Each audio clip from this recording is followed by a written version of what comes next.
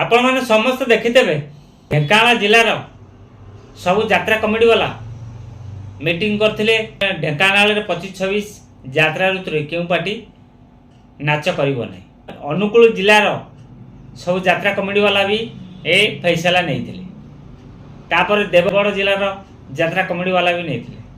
किंतु वर्तमान जो देखा मिलूची अनुकूल रे यात्रा कलिंग गणनाट्य नाटक करने जाऊँ। ढेंकानाल रे तुलसी गणनाट्य नाटक करने जाऊँ।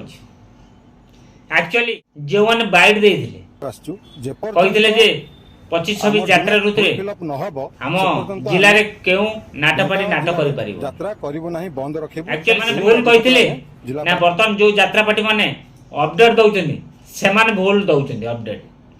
बर्तमान यात्रा तुलसी गणनाट्य अगस्ट 4 रु 8 पर्यंत जोरंदा ढेंकानाल कर सेकरे कलिंग गणनाट्य तार 2 जगार अनुकूल रे नाटक परिवेषण कर।